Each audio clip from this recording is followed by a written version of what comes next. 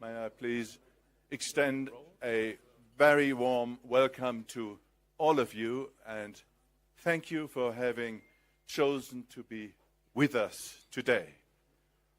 Particular thanks to Rainer Esser, the CEO of ZEIT, our co-host. It is an honor and a pleasure for us to, together with ZEIT, are able to realize this event now for the 5th time. So it is our 5th anniversary.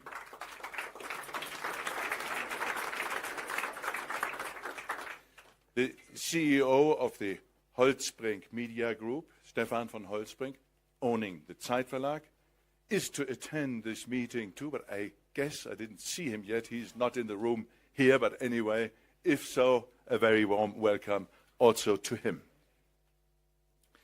I think we all agree that we support progress in technology, whether it is communication, mobility, life sciences. It is generally something that we regard as a positive development. When it comes to what we will discuss today, to digital platforms, we have a bit mixed feelings. Of course, we all use platforms, whether it is Uber or Amazon or Booking.com or whatsoever. We all use it almost every day. But when we think about it, we are not sure what really it means to us because it has a dramatic influence on our human transactions. How often do we see our advisor at our bank? Where is the travel agency around the corner? Disappeared. So digital platforms have a disruptive effect and are not only regarded as something which is welcomed by everybody and by the whole community. So it probably has different sides, and our panel today will discuss this and will shed some light on these different aspects of the platform technology. And later, afterwards, we will hear the CEO of the Deutsche Bank, who is not here yet, I guess, but he will join, hopefully.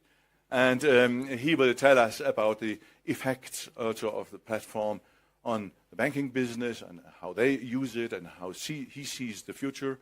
And then we will have some drinks and some bites, and please take them because we paid a lot of money for one. So, and after those drinks, we will see Sheryl Sandberg in this one-on-one interview, and then it is over. No drinks afterwards because then we have to clear the room.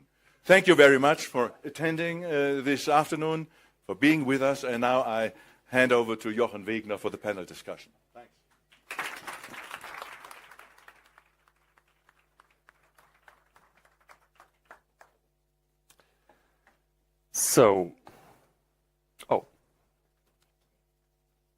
Since this is the most complex panel I ever had to moderate, I thought we should gamify it. And if you look there,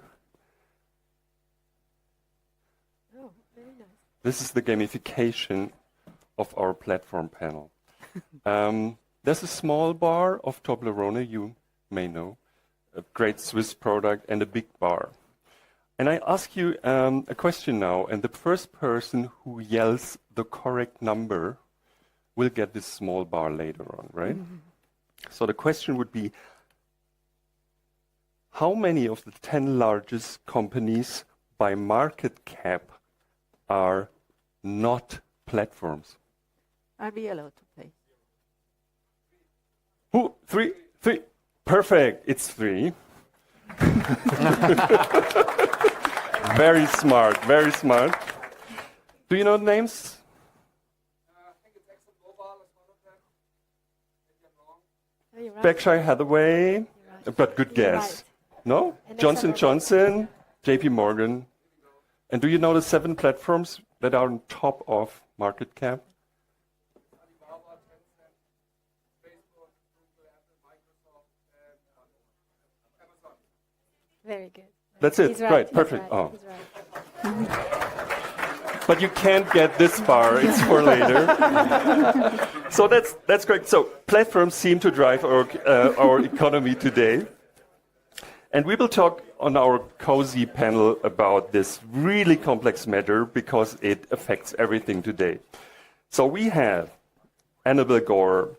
She's one of the leading experts in that field, consulting the EU about platforms, writing one book after the other about platforms, PhD at MIT about platforms. So very welcome.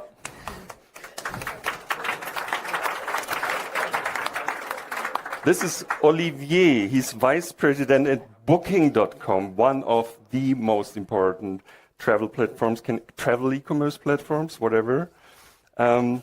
Responsible for their strategy in homes and apartments. So you're moving into a market where Airbnb was all the time, and you worked for Airbnb before that for 6 years to doing their strategy, right, in an international market.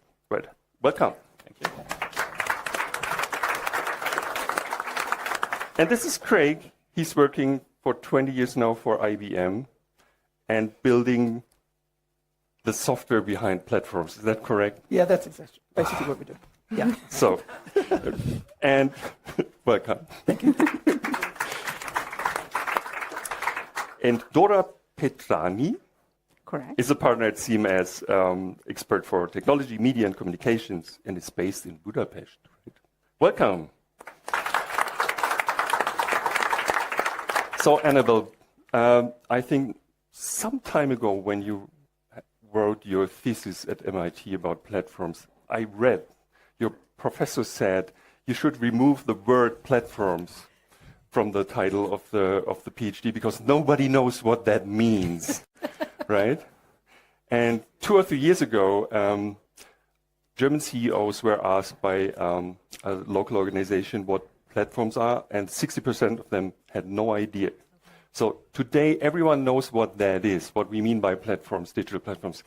But another gamification, could you in 16 seconds explain what a platform is? Sure, I can try. Start now. Yeah. So a platform is a technology that creates values in 2 different ways. One way in which platforms create value is by being intermediaries across different constituencies. And we call that a transaction platform. They could be like an online marketplace. And so they are facilitating finding each other, exchanging and transacting, and they are subject to so-called network effects, which means more people use the platform on one side, more value is created on the other side. The second way in which platforms create value, which is a little bit overlooked, is that they are innovation building blocks. There are technologies such as operating systems, such as Android, for example, or iOS, which provide a basic technology, like a piece of a Lego block, onto which lots of people and lots of organizations can innovate on top of the platforms. And these are the 2 ways in which platforms create value.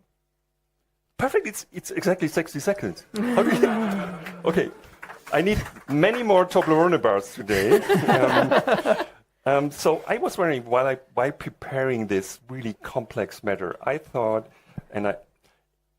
are platforms just, so many people, and we will talk about this later, are complaining about platforms changing our economy, and they're so bad, and it's terrible, terrible, terrible, but aren't they just the future form of economy in the whole? So are platforms just the modern form economy works? Yes, I would completely agree with that. And I think that, over 100 years ago, we had the Industrial Revolution, which created the modern corporation the way we know it. Thanks to economies of scale, economies of scope in manufacturing, you had a new form of way to create value and to transact. And these are the firms, the way we know them today, and they operated within things we call industry. And if you were in the paper industry, you don't compete with the grocery store industry.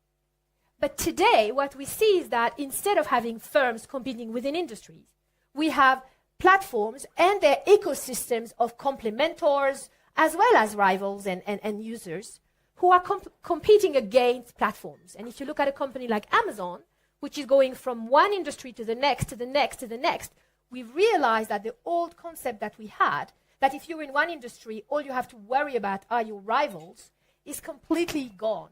And if this number you cited, the 7 out of the top 10 in terms of market cap, the fact that there are platforms is not by chance at all, is these firms have realized how to harness, one, the new technology that we have, which is an interconnected world and digital technologies, and two, they innovated on business models, which by now we understand, you subsidize one side, you give things for free in order to bring other people on board. And so the new ways in which companies are going to survive are going to be different from last century, where it was about mastering the supply and the economies of scale and economies of scope in supply. Now, we as users, we don't only consume platforms and digital services, at the same time, we generate data. And those companies which are more talented than others are capturing that data, are re-injecting that back into their very services. So what we see now is a very unprecedented feedback loop between the demand and the supply. And these network effects or feedback loops, they are propelling these firms, and this is a new force to tap into to really generate economic gains.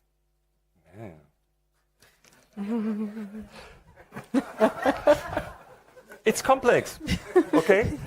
So, because it's so complex, I want to share, before we start complaining about platforms, what we definitely will do today, I wanted to share 2 positive stories out of my life of platform business. My first ever Uber driver was a farmer in Phoenix.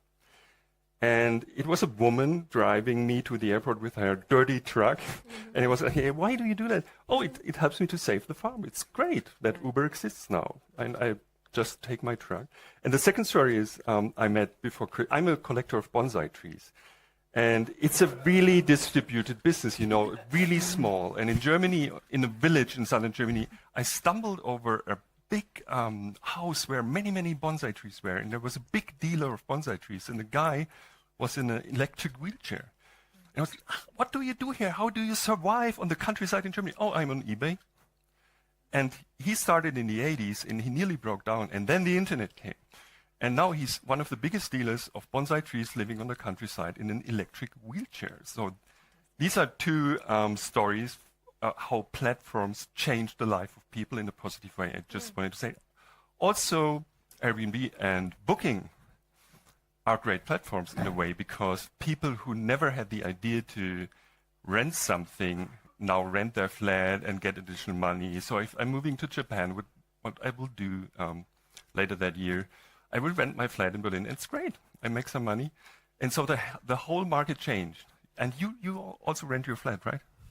Yeah, an example, I was off of a Christmas break. I rented my place to 2 families, one coming from the UK celebrating Christmas, the other one celebrating New Year's Eve in my place in Amsterdam. I made some money, paid for my vacation myself. Who has anything to complain about? It's amazing. Before we talk about the complex stuff, what apartment would you recommend on a global scale? What's the most interesting thing you can rent on this planet? So my apartment is available for a very cheap price. I have amazing reviews, so you're welcome anytime. No, more seriously, there are a lot of things we propose on Booking.com, like you can have a tree house somewhere, you can have actually a villa in front of the sea somewhere, you can have an apartment in Berlin, in Tokyo, in other places. So the variety of what you can find is actually what defines the specific sector. The fact that you can actually rent things for a group. Many of you most likely are renting apartments in Davos this week. And it's just a good way for people in Davos to make money from the forum, and for others to actually find an accommodation when there is no place in the hotel anymore. When Airbnb moved into the market, this used to be a big problem for example, Booking.com with their hotel business, right? And they transformed the market. Now we see something like, if you go to London, for example, or Paris, you very often meet kind of virtual hotels. So like people managing 10 flats or something and make a living out of that. Buying the flats, paying paying the stuff by just renting them out. So there's a strange new business going on, which wasn't there before. How big is it? So it's difficult to know how many of them, and we have to differentiate two things. For instance, when you are going to rent my apartment, unfortunately, I'm not going to. How much is it again? It depends. The price fluctuates, but it can be cheap. Somebody is going to welcome you. It's not going to be me because, by definition, I'm on vacation myself. So this person actually manages 100 apartments at the same time. It doesn't mean that he owns all these apartments at all. So, and actually, this person actually manages only primary residences and is not owning an entire neighborhood. In some markets, you have people who actually find that it was actually pretty lucrative to actually buy some apartments and actually make a business out of it. In some places, it's totally fine, it's totally legal, regulated. In some other places, it's a bit more challenging, and regulators are actually looking into that. Yeah, and they look into that. So I'm living opposite the most famous techno club of the world. It's called Berghain, and so 200 meters away. And so the whole neighborhood is just a techno party, right? And all the flats are rented to EasyJet guys and girls flying into Berlin, having a party, and they are away again, which is nice in a way, but many people, many neighbors are complaining now. And so there's a huge regulation effort going on in Berlin, in Paris, in New York, in London, and so on. How do you deal with that? What's your take on that? Yeah, I think there is some of that, and you chose to actually live next to this club, so it was not these people's decision. But I want to look at the other side. Like the questions that my guest asked me for Christmas was the size of my oven for their turkey. So it didn't destroy or disrupted necessarily that much the neighborhood on whether my oven was actually big enough for the turkey that they wanted to cook for Christmas Eve. So I think some people actually coming and partying, whether in a hotel or in vacation rental. Some others are like families, like the one that I welcomed, or actually just my neighbors don't even notice when somebody new arrives. Sometimes they say, "Oh yeah, you had some guests recently." I said, "Yes," but otherwise they don't notice because it's just people living in my apartment when I'm gone. That's another problem. We'll come back to that later in other spheres. So if I run a medium-sized, really ugly hotel somewhere in the countryside, in former times I just made deals with people and they sent me guests, right? Today this is impossible. So a whole system collapsed of ugly little hotels.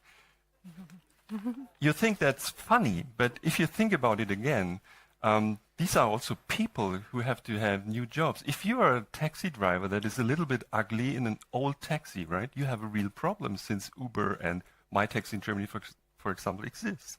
So is there any recommendation you have for these ugly little hotels?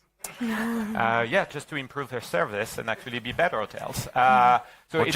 What you're saying is just die if you can't, right? No, actually say the opposite. So I actually go in front of hotel lobbies very often, and as the representative of homes and apartments, and you can imagine when I'm on stage the kind of questions I get.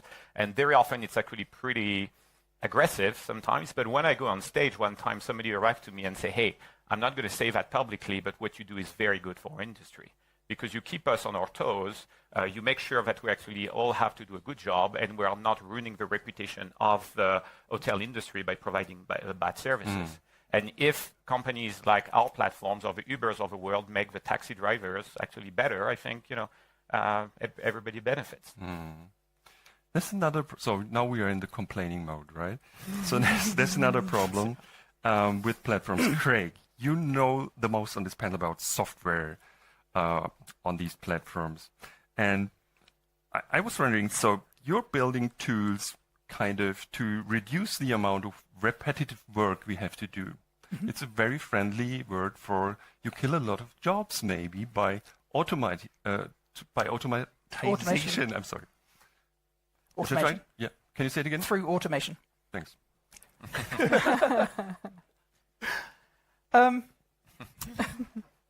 That's not really how we see it. What we see basically is that if you have a job today, people's expectations in the future are a little bit different. If you call a call center, none of you in this room would want to sit and wait on the call center for somebody to pick up the phone. You would want immediate service as quickly as possible.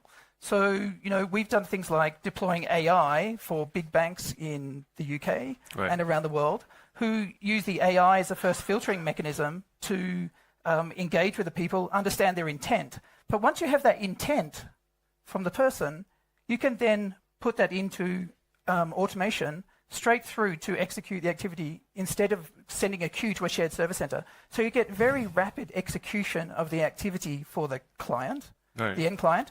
And of course, on the bank side, they see it's fantastic because, they can see either they can redeploy, reskill these people, and they can make sure they have a very high quality level of execution in those systems. So the number of errors, of course, drastically reduces because it's a fully automated process to update 14 systems with all the same information that's being changed for change of address or something very simple like that. Do you have kids? Yes, I do. Yes, I have a 10 and an 8-year-old. So in a world where software does many more jobs than before, what do you... So how old are they? 10 and 8. Perfect. So what would you recommend your kids to... I ask it every software guy on this planet, if I have him or her on the panel, I ask that question. What do you recommend to your kids to do in the future to be to thrive? What should they study? What should they do? Should they become artists, or what's your recommendation? So I think my youngest is already thinking artist, so I don't need to do any persuasion there. But the oldest would like to be a lawyer. And I think we have a few lawyers in the room today. And a great job, obviously. Interestingly enough, if you talk to people in various parts of technology, the law community is ripe for disruption. Right. This is an area where you think, okay, so there's areas standing out for automation. And I think that you will see, and you already see it in the marketplace today, various companies are providing point solutions for various elements of legal work.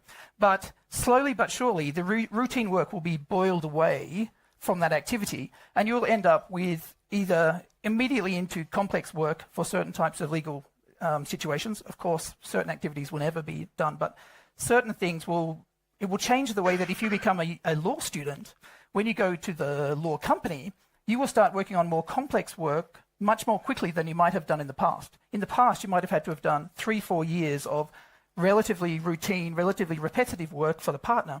Well, if that work is taken away because it's been automated, then those people can start working on much more complex and interesting things from day one. So that means maybe they get to billing rates faster for those particular law firms. So secondly, though the kind of law those people can work in, the complexity of the law situation they can look at in the future, it comes much faster than it would today. So I think there's a level of service that the generation that my children are going through will expect from their law firms. And I think by then, the law industry will have changed quite significantly. And I think we'll see that coming. So platforms are using multi-sided business models, right? So you are a customer. So Facebook, for example, we have several businesses going on at the same time, if I got it right. So you have people with social interactions. And at the end, it's kind of business, but it's for $0. On the other hand, you have advertisers buying attention span of people exchanging social interactions, right? So it's a kind of B2C market. And because they're so effective, these platforms, namely Facebook and Google, ate a huge chunk of the ad market, which is another space where disruption happens these days. And just yesterday, so at the EU level, there's a project going on to reforming the copyright. And so just yesterday, Google announced that they will pull Google News out of Europe like they did it in Spain before, if the law we are thinking about on an EU level will really happen. So I was wondering, are we not able to regulate that in a smart way? So that would be a question for the media lawyer. Are we really smart dealing with these new platforms at the moment? First, let me tell you a statistics that I read recently. Only 8% of companies that currently exist will be able to maintain their business model if the pace of digitization is keeping up in a way that it is now. Only 8%. What you're saying is, please die media companies? Or? No, you're a media company, so I'm going to be very gentle this time. What I'm saying is that basically everything is now in an evolution, and innovation has never been so quick as it is now. So when we talk about regulation, we need to be extremely careful whether or not we impose hurdles. And that is also the case of the Copyright Directive. The Copyright Directive was in force since 2001. A little bit similar than the Privacy Directive, the one before GDPR was in force since 1995. So if you want to change the regulation after 18 years, be very careful when you do that, because there might be some consequences. And on the other hand, if Google wants to withdraw, that's fine, because that's an enterprise. They can do that. The question is, what does it result in for the industry? What is the industry that it results in? How do you define the market? And actually, what will be the next opportunity that arises from there? A question for all of you. Do you think that lawmakers get track of what's happening at the moment in space? Do they really understand what they are trying to regulate? Question for all of you. Do you have the feeling in your business that they know what they are doing? So I've met with a few this week, and some of them have no clue. Some others are very savvy. I'm not going to tell you. You can look at my agenda and you'll see. Okay. But no, I think some people really understood that AI is not only a buzzword. They need to understand what it is, what the platforms are, and trying to really look at some of the consumer benefits of them, but also whether it needs to be regulated. I was in other discussions earlier when people say it's not really that different from what we had in the past. If some of the platforms build a monopoly, we had to deal with monopolies in the past for the past 100 years. So we'll deal with them in the same way. But I think the main difference is the standard DORL took tens and decades to actually build itself. Now it's actually going very fast, and very often the regulators are not necessarily always catching up as fast as they could. Right. But some of them are actually very savvy and know exactly what's happening, and have the right balance between regulating something if needed, but at the same time not hampering the consumer benefit, because a lot of the platforms actually have a very strong benefit.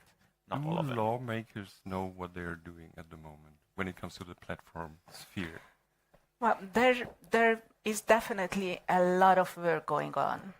The question is, so if you look at the EU homepages, it's like fulfilled with agendas, items, studies, if you name it.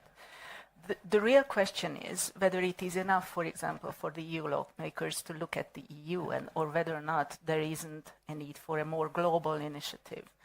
And to me, that is the question. When we talk about lawmakers, who are the lawmakers that we talk about? If I talk about a national lawmaker, I don't think that they would be technically savvy enough, but I don't think that's their job. Probably it's EU or even on a global level where we need to find the right forum in order to be able to keep up with the pace of innovation. The software person on this panel. I think that we are getting to a situation where, from our perspective, most of our clients are obviously large multinationals, and they are already in a increasingly tighter regulatory environment. So the demands put on them are demands put on us as a supplier in order to respond to that. So I think that we are doing that through the client demand. The clients demand all the platforms that we provide have to be GDPR compliant, and as of this date. So if we are running their platforms for them, then we're expected to comply with that and make that happen. And so I think that it's coming through the industry pipe and then into the industry that way from a technology perspective. You are consulting these guys. Yeah, for free. Yeah. so you can say whatever you want. Yeah. What's your feeling? I think first of all, regulation is unavoidable, right? These platforms, as we've said earlier, they generate a huge amount of value. And 20 years ago, when this whole internet thing started, lots of people were very excited about the democratization of markets. Lots of people would have a voice. The old structures of yesterday would be weakened, and there was a huge amount of enthusiasm about that. And ironically, 20 years later, what we see is that even if there is a a greater democratization and distribution of the way in which value is created, the way value is actually captured, is extremely centralized.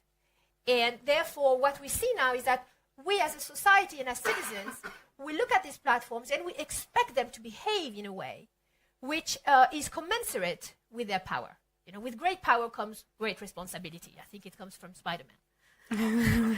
And so what we see now is that in competition law, in consumer law, in privacy law, you have a number of people who are learning with experts, who are trying to decide whether and how to evolve the law or to enforce the law. And at the same time, there's new regulation, like the platforms to business regulation, which the European Commission created a few months ago.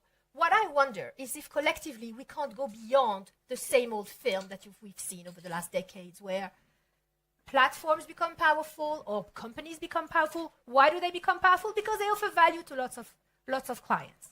And then they tend to start abusing their power because they can. And they tend to get a little too comfortable, and then they tend to, yes, engage with regulators in a way of lobbying. And then there is this sort of adversarial relationship between regulators who try to play catch-up and companies who sometimes become very short-sighted on their business logic. I think we have an opportunity to think about creating a forum of a participative governance. Because if you think about these powerful platforms, they are like mini private governments. The way they govern their own platforms is they make the rules and they enforce the rules and they change their mind from time to time. So in a way, they're like private governments of the past. Are we going to be able to push back so that they feel it's their responsibility to not only innovate on the technology, not only innovate on the business model, but innovate on the way these ecosystems are governed? And I hope we're going to get there. Can I just quickly react on what Annabelle was saying? And that is that if you're a regulator and if you choose the topic right, actually you can enhance competitivity of Europe as well. Let's just take an example of the 5G race, where a year ago in Barcelona at the Mobile World Congress, everybody was talking about the fact how Europe is lagging behind.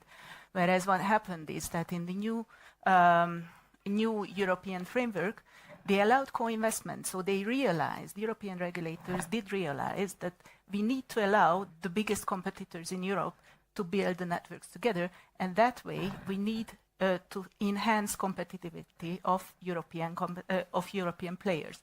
And just yesterday, there was not only the Google News announcement, but another announcement where Peter Stuckmann said that, who is head of Spectrum, that there are no more pilots on the globe than in Europe currently going on. So if you are very good, if you're good at your job in regulation, you can actually enhance competitivity. Is there any idea smart idea how to regulate this business without destroying it? Any suggestions by the not by you? Well, Annabelle was looking at me quite a bit when she was saying about regulation, about platforms. I agree with what was said. What would be nice for Booking.com in terms of regulation? It's something that Annabelle said, which is a universal regulation, and not something where every single, and you said it as well, where every single country is actually doing their own thing. Right. Because then, for some reason in Europe, we have a tendency to regulate a little bit more than in other countries, and we don't realize that we hurt actually our own business. Like on a similar issue, the digital tax that is being discussed right now, it needs to be dealt with at the global level, not at the European level, and even worse, at the local level, where like some countries are doing right now, even including my own. No, at some point, I was on a panel earlier, and somebody came to me at the end, an American, and he says, on the digital tax, he said, "You Europeans are crazy. You are hurting your own companies with doing these things for political reasons." And what he was saying is basically we already have some hurdles to build some big tech platforms or tech companies in general, because our market is more fragmented than China or the US. And on top of that, we actually make additional regulations by country, or we make additional taxes.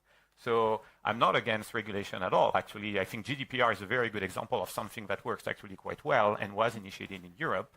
But I think we need to make sure that we don't regulate for the sake of regulating, and we need to make sure that it's actually something global. Otherwise, our European companies are actually going to lose at the end of the day. unfortunately, we are near the end of this panel. So the last question, because it's so weird, there's a project going on, and I have to ask you again, Craig, of the German and the French antitrust agencies, and they are looking into AIs building monopolies and cartels without the platforms even knowing that, because they are just bidding for prices and looking into the market, and if there are several AIs doing the same thing, they couple to each other. And so the prices are synchronized, and that's really bad for customers. And it's the behavior of a monopoly without the people who run the platforms knowing that. So that's terrible. It's not helpful. How can we ever deal with that? I suspect that that's a topic for another panel. However, having said that, I think that there is in the same way as you can't know it if two people are colluding without your knowledge that is affecting a monopoly, I think the same way is we need to, if we're getting to a more and more digitized world, we have to take a digitized approach to the way that we look at regulation.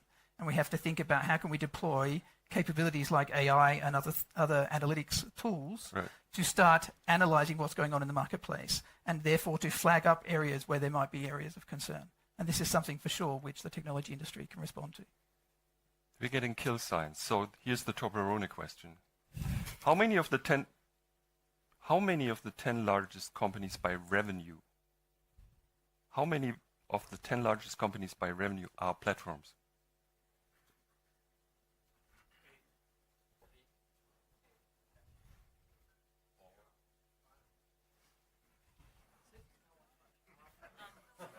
Zero. It was you? Who was the person with zero? Yeah, it was you. Please think about this. So by revenue, there's no platform on the top. Thank you very much for your panelists.